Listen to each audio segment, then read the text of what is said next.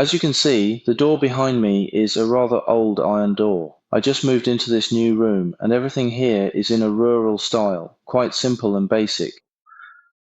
Let's take a look at the lock here by my shoulder. It's a very cheap and old one. It's a mechanical lock, not an electronic one, so if we forget the key, I can't open the door. I have a friend who, just like me, once went out to throw away the trash and forgot to bring his key. He ended up locked out by this very lock. Fortunately, his friend had a spare key and was able to let him in, so he didn't have to contact the landlord. In my case, even if I give spare keys to friends or family, they're far away. If I just step out and the wind blows the door shut, I won't be able to get back in myself. So it's really necessary for me to... So I installed a DIY one, an electronic device that makes it convenient to unlock remotely via NFC, Bluetooth, or some other methods.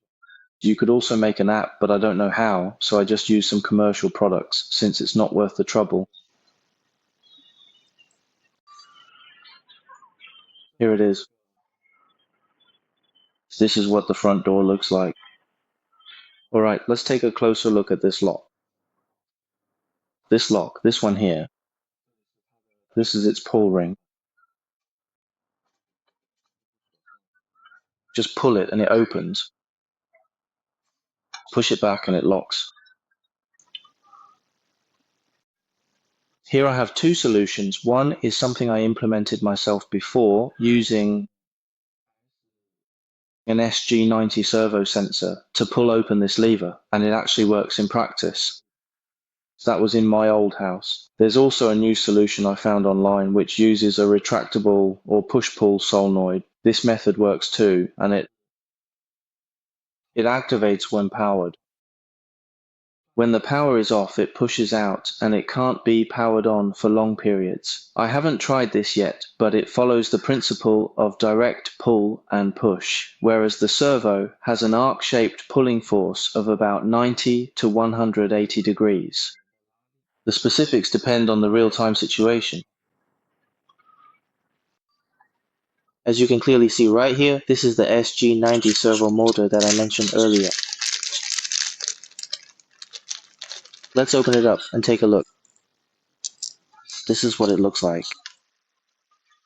Then we can take this, the white one,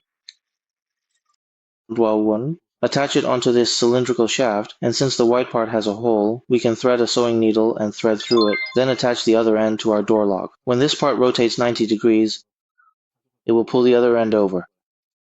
After it pulls it over, the door will open, and then it can return to its original position. Now let's take a look at these accessories. First, this is a countdown timer, and these are the ERP3102 and ESP8266 that I used before. This is the Oppo ESP camera. Are you just looking at all of these? Try switching to another one. This one was also bought online before. There's a 1-shirui sensor, and this is a fan. This is the real ESP32. ESP32S3. 8266. Alright, today we're just demonstrating the device. Later we'll use this servo to control the door lock. This will include, but is not limited to, NFC, Bluetooth, and Wi-Fi.